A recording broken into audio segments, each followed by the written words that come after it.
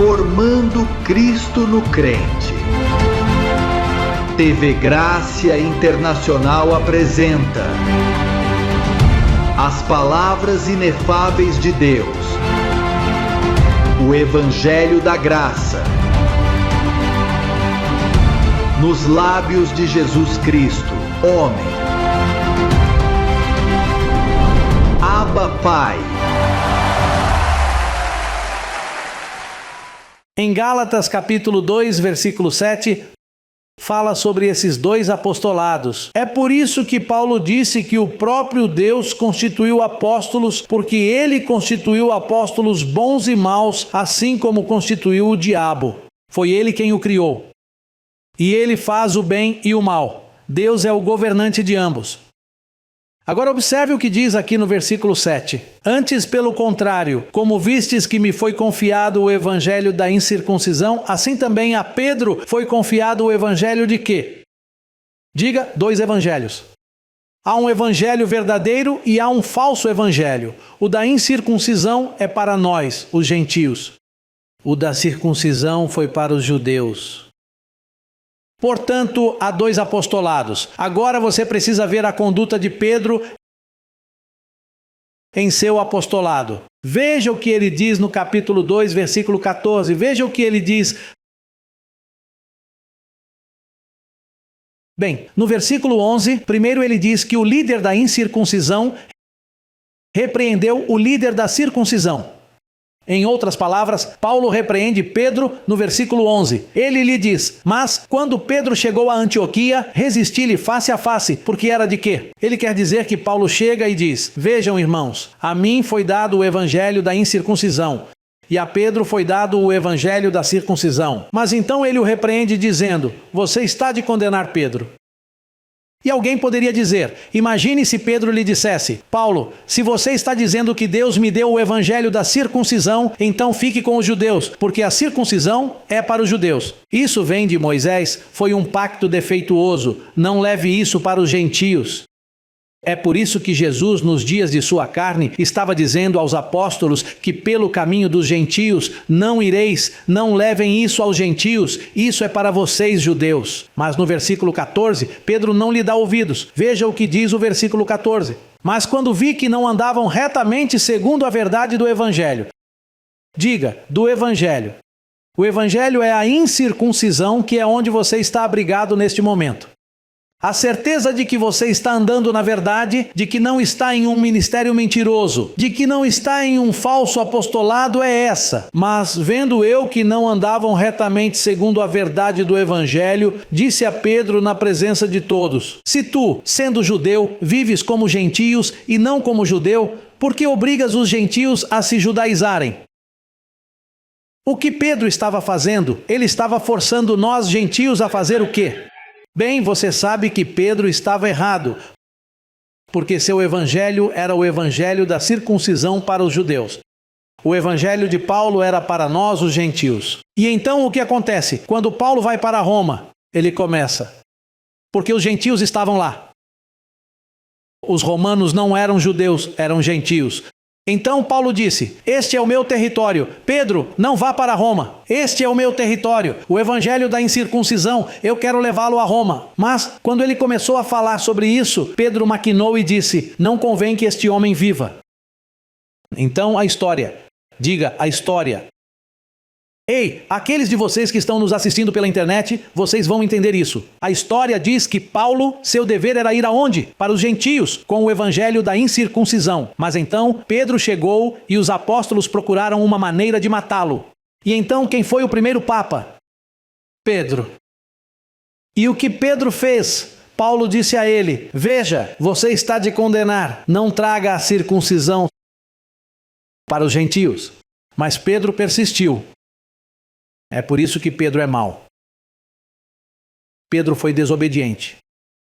Eu tenho que identificar Pedro nas nações, porque se o Papa estiver me ouvindo, ele vai dizer, olha, eu não sabia disso. Deixe-me sair do falso evangelho.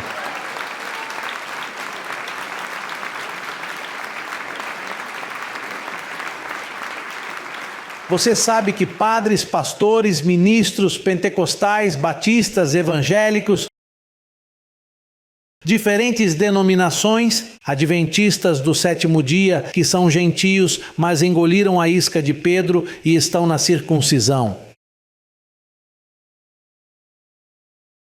Veja, Pedro era mau desde o início. Deus escolheu 11 apóstolos para a circuncisão, para a maldade, porque esse é um pacto com defeitos. Pastor, por que você diz isso sobre Pedro? Olhe, não conte a ninguém, mas vou contar às pessoas na internet. Vocês se lembram que Pedro fez muitos milagres? Ele expulsava demônios e fazia milagres.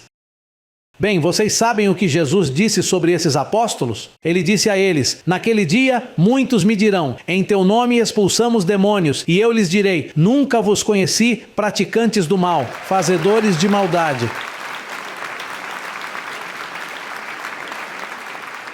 Pastor, mas você está dizendo que Pedro é mau? Não estou dizendo isso, está escrito aqui, Paulo disse, você está de condenar, você é mau. Não prejudique as nações, deixem isso aqui em Jerusalém. Pedro era ruim e eu tenho as provas, não estou mentindo. Qualquer amador da verdade que esteja me assistindo na internet, que realmente seja honesto, quando você ouve a verdade e não obedece.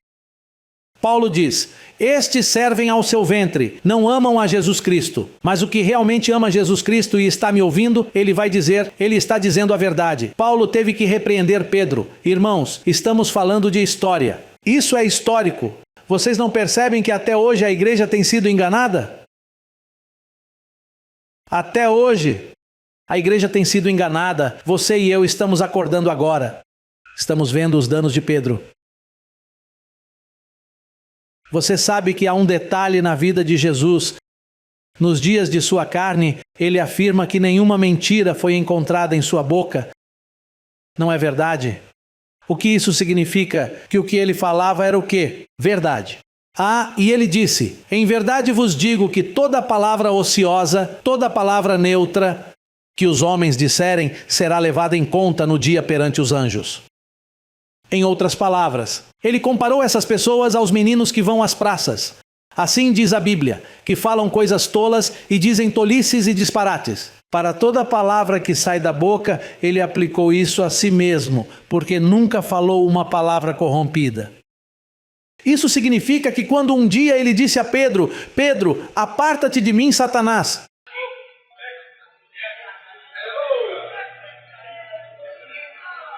Sei que isso é forte, mas está escrito. Esse é o problema, que está escrito. Vocês não sabem. Você não sabe que o papado romano, ou seja, a identidade que ocorreu em Roma por meio de Pedro, havia maldade em Pedro. Quero dizer, Pedro fez isso com toda a malícia, com todo o propósito de prejudicar os gentios. Pedro é o culpado que, por meio do ministério de Roma, que saiu de Roma,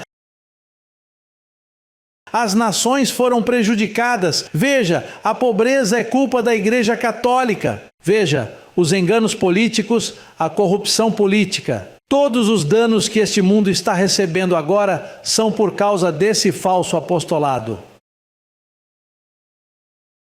É por isso que Paulo, em Gálatas 1,18, diz que foi ver Pedro por 15 dias.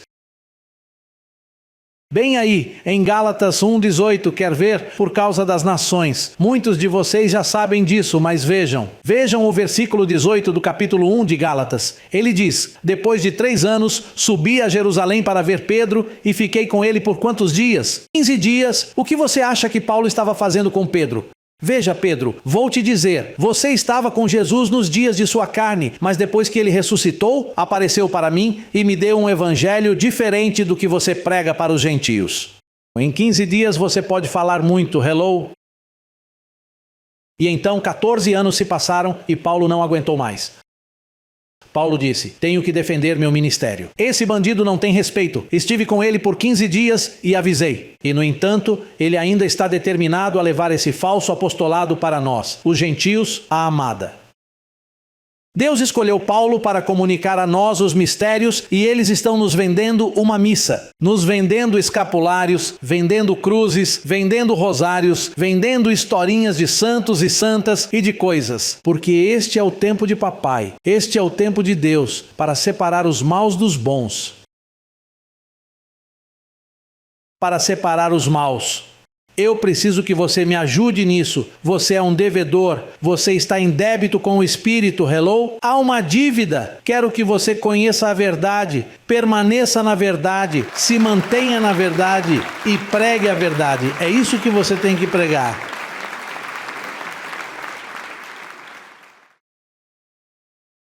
Dois apostolados, dois evangelhos. E quanto aos outros 4 evangelhos? Esses não são evangelhos e são histórias. Mateus, Marcos, Lucas, João. Como Lucas disse, muitos já tentaram colocar a história em ordem. O livro de Lucas não é um evangelho. Não se deve dizer, vamos procurar o santo evangelho segundo Lucas. Não, porque Lucas disse, o próprio Lucas, se estivesse vivo, lhe diria, veja, isso não é um evangelho, é uma história que escrevi de coisas que pesquisei. Há 2 evangelhos, um falso e um verdadeiro.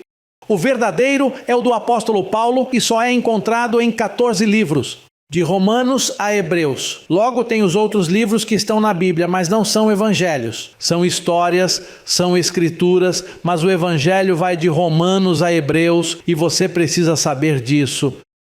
Porque essa é a expressão que nosso abençoado irmão apóstolo Paulo fez, que ele nos deixou o fundamento escrito e nós já o conhecemos. Ei, apóstolo, por que ninguém disse isso?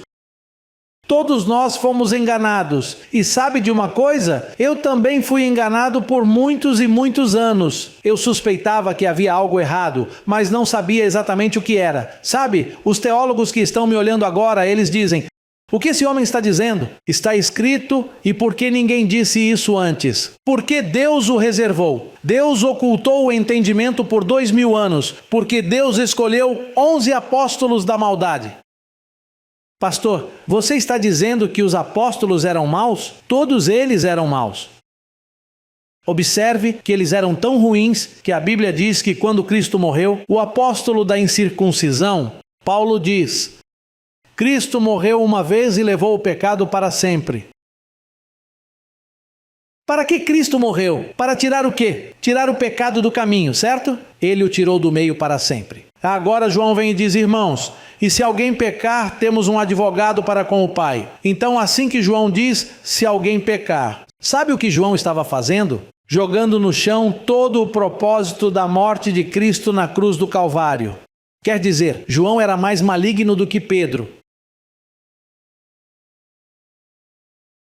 E Tiago diz, irmãos, vedes então que o homem não é justificado somente pela fé, mas também pelas obras.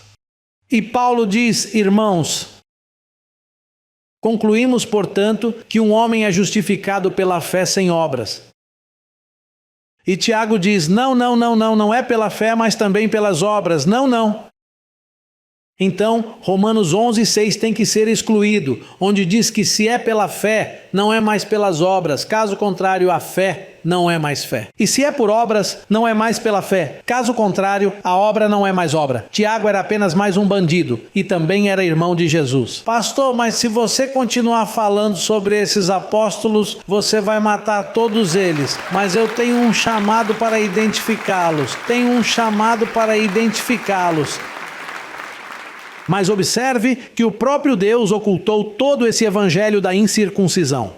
Deus misturou tudo e está tudo misturado ali.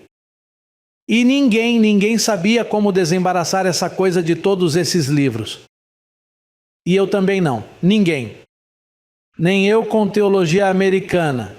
Os 2 idiomas em que sou mais ou menos fluente são o inglês e o espanhol, e não ouvi ninguém. Dividir. Circuncisão e incircuncisão. Não vi ninguém. E por que você fez isso? Porque faz algum tempo, Deus um dia me levou ao paraíso. Se eu não tivesse ido ao paraíso para que Ele me comunicasse isso, este ministério não existiria. porque eu não teria entendido isso. Ninguém entendeu. Ninguém pregou o que é dito neste ministério por 2000 anos. Ninguém disse isso. O próprio Jesus Cristo veio até mim assim cara a cara e começou a falar comigo e me mostrou Romanos. Ele me disse: veja, em Romanos 6 você está morto ao pecado. Em Romanos 7 você está livre da lei. Romanos 8. O Espírito de vida em Cristo te libertou, José Luiz. Ele mesmo me disse, não é que ele vai te livrar. Ele te livrou, em tempo presente, da lei do pecado e da morte. Você está salvo para sempre, José Luiz. E ele mesmo estava me dizendo isso. E logo isso aconteceu. Imagine, que maravilha eu estar envolvido em um sistema que misturava os dois evangelhos, o da circuncisão e o da incircuncisão. Mas no dia seguinte, assim que acordei dizendo, estou salvo para sempre. Estou livre do pecado. Eu sou impecável. Não posso ser encontrado em pecado, embora eu peque. Não posso ser encontrado em pecado porque não estou sob a lei. Sob a lei você pecou, mas a graça te protege e você não pode ser encontrado em pecado mesmo que peque. Naturalmente, há consequências se você fizer algo errado. Como já dissemos e repetimos. Mas a partir daquele dia, comecei a fazer pequenos desenhos das perninhas. Onde está o logotipo? Está ali. As perninhas do logotipo, que é a palavra corra, que temos hoje, e comecei a gravar fitas cassete. Eu me trancava em um quarto e começava a gravar, pois não tinha público, não tinha ninguém acreditava em mim. Então, eu me trancava em uma sala e começava a falar como se estivesse falando com muitas pessoas. E começava a explicar, gravava uma fita cassete, fazia uma cópia e começava a enviá-la de um lado para o outro. E aqueles que me ouviam, que estavam convencidos, diziam, ei, isso é verdade. E vocês, aqueles que me conhecem há muito tempo, lembram que eu estava gravando um ouvido doente? A igreja doente. Eu tinha temas gravados em que falava sobre os santos cansados para dizer que eu estava cansado. Eu também escrevia e colocava em fitas cassete, eu as fiz correr. Eu mesmo fiz cópias de um gravador para outro e comprava outro gravador e fazia 2 ou 3 porque não havia máquinas de duplicação. Naquela época não existiam duplicadores de fitas cassete, e eu gravava o máximo que podia. E então eu conquistava 10 pessoas e as tinha felizes. E 5 dias depois elas me ligavam e diziam, ei José Luiz, você não está em um falso evangelho porque Gálatas diz que se alguém pregar outro evangelho, que seja anátema. Não, você estava nesse falso evangelho, estou tentando tirá-lo dele, o verdadeiro é este aqui, o de Paulo. Ei, que luta foi essa para ganhar algumas pessoas no início? Foi muito difícil, até que o anjo do Senhor apareceu para mim em Guaynabo. E ele me disse, mude-se para Miami, pegue as malas. Não leve mais nada, deixe a casa aqui com móveis e tudo, vá para Miami. Porque em Miami eu tenho uma ponte para as nações. E eu comecei aqui, em Miami. Imagine! Acreditando nesse chamado, mas não havia mais ninguém. Eu não vi ninguém. Eu só sabia o que o anjo tinha me dito. Vá para Miami. E então fiquei aqui por 2 anos e não conseguia descobrir como fazer isso. Não, Senhor. O Senhor fará isso. Mas como? E então recebi as instruções. Comece pela rádio. Comece com 15 minutos e foi aí que a revolução começou. E a palavra começou a correr. Você sabe quanto dinheiro tem que investir para poder chegar em todas as partes do mundo agora mesmo a partir daqui? Isso custa muito dinheiro, mas isso Deus tinha predestinado. Portanto, em unidade, nessa unidade de fé. Observe o que diz o versículo 13, até que todos cheguemos à unidade da fé e do conhecimento do Filho de Deus, a um varão perfeito, à medida da estatura completa de Cristo. Ouçam isso, quando Cristo morreu, sabe o que o ergueu? O fato dele ter conhecimento porque sabia que venceria a morte. Como ele venceu a morte? Pelo conhecimento. Então existe um conhecimento de Cristo mesmo enquanto morria ali. A questão é que ele não podia falar sobre isso. Mas quando ressuscitou, ele apareceu a Paulo e deu a Paulo esse conhecimento. E isso foi escrito. Agora vejam o que vai acontecer. E preparem-se para o que vou dizer agora. Quando todo o corpo de Cristo que está sendo edificado por essa palavra, Através dos calqueus, todos nós teremos o mesmo conhecimento. No Brasil é a mesma coisa em toda parte, na América Central e na América do Sul. Em toda parte é o mesmo conhecimento. Veja, eles escrevem para nós. Veja, esse calqueio foi tremendo. Há pouco, Ibe me mostrou uma carta de Bolívia em que eles diziam: Ibe, não negamos o Senhor nessa situação. Não negamos o Senhor. Já chegou lá. E em Cuba também. Não negamos o Senhor. Aqui e em toda parte. Agora, quando todos aqueles que estão sendo edificados por este evangelho, que é o evangelho da incircuncisão, o corpo, esse corpo corrupto que temos, esse conhecimento é um código que a carne não pode suportar e chegará um momento, em um determinado momento, toda a igreja será revestida de incorrupção por meio desse código que é o evangelho da graça.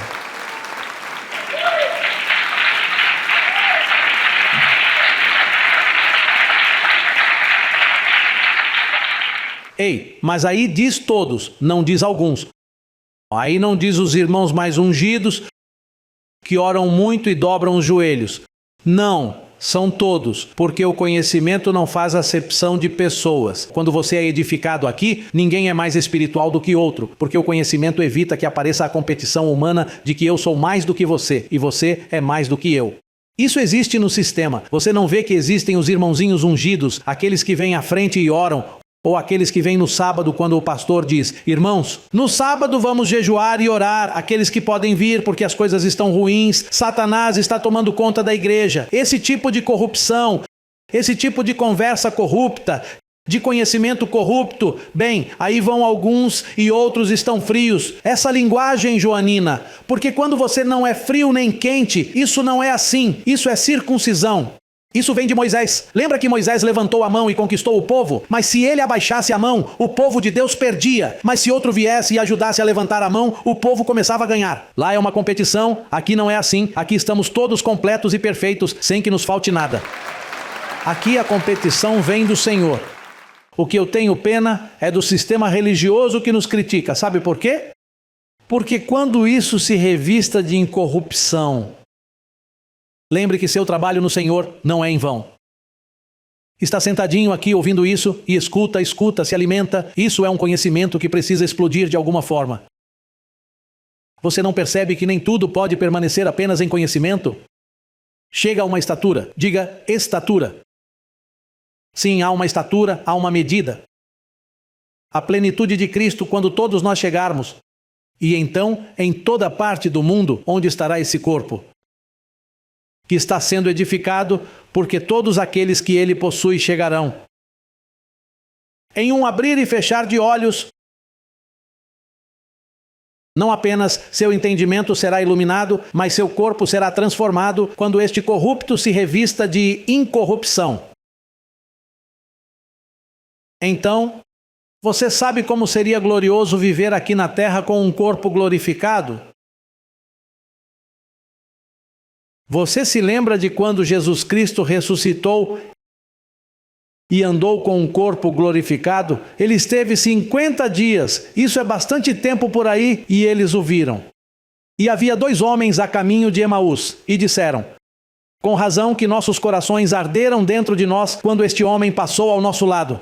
E é exatamente isso que está acontecendo agora. Despertamos uma grande paixão nas pessoas quando falamos sobre isso. Aqueles que entendem dizem: nossa, que lindo, eu imaginava que fosse assim, que maravilhoso. Mas quando nossos corpos estiverem revestidos, você acha que Deus vai sair com as mãos cruzadas e vai nos tirar e nos levar embora e nos esconder e com tanta zombaria que foi feita a ele aqui? Ele precisa desse corpo aqui presente na cidade, onde há pessoas revestidas de incorrupção. Quando o perfeito preenche tudo, quando preencher toda essa plenitude, é aqui. Os negócios são aqui nesta terra. Foi aqui que tudo começou. O salmista disse que a terra está muito firme e não será movida de seu lugar. Isso que Pedro disse, que os elementos estavam pegando fogo. Esse homem estava louco. Isso é circuncisão. Junto com João, que passavam o tempo todo falando sobre sonhos e o que viam, serpentes, trovões e fogo ardente. Paulo não, o da incircuncisão, Paulo diz: Deus não nos destinou para a ira, mas para alcançar misericórdia. um povo como nunca houve na face da terra, como disse Joel. Portanto, eu te encorajo, para que você continue nesse conhecimento, não deixando de congregar na igreja sempre unidos, crescendo no conhecimento e na graça de nosso Senhor Jesus Cristo. Vamos ler como está escrito em Efésios 4, no versículo 13. Até que todos cheguemos à unidade da fé e do conhecimento do Filho de Deus, a um varão perfeito, à medida da estatura da plenitude de Cristo. É até que todos nós cheguemos. Diga, todos nós vamos chegar. Que bom que nenhum dos que sabem disso vai ficar. Os únicos que não terão seus corpos transformados são aqueles que não têm esse conhecimento. Como Deus vai mudar um pobre evangélico que anda por aí vendo cobras em seus sonhos todas as noites e blasfemando o nome de Cristo todos os domingos na igreja, chamando de pecador ao que ele lavou e limpou? Como Deus vai transformar um homem assim, com um conhecimento tão corrupto? Imagine isso. Ou um padre que dá uma missa com um pedacinho de hóstia dizendo que esse é o corpo de Cristo, quando a Páscoa já foi sacrificada por nós e ele habita totalmente em nós. Como Deus vai transformar esse homem? Deus não transformará aqueles cujas mentes estão cheias de corrupção. Deus transformará aqueles que recebem seu evangelho. Essa é a mudança. Você recebe essa palavra e chega ao conhecimento do Filho de Deus. Estes Deus vai transformar. Isso é a esperança do crente. Essa é a firmeza do crente. Pastor, e se isso não acontecer? Bem, esperamos pelo próximo ano, não marcando datas como alguns fazem. Não, esperamos pelo próximo ano, esperamos o momento certo, esperamos mais 30 anos caso tenhamos que esperar mais, pois isso é conforme o seu propósito. Agora, eu sei que aqui diz, até que todos alcancemos a estatura, e a alguma estatura chegamos, pois estamos crescendo em graça. Sinto que estamos crescendo, não é?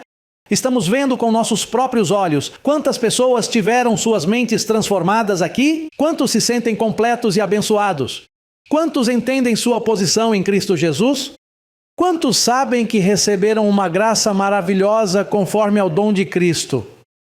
Isso é crescer em graça, é subindo à estatura de um varão perfeito.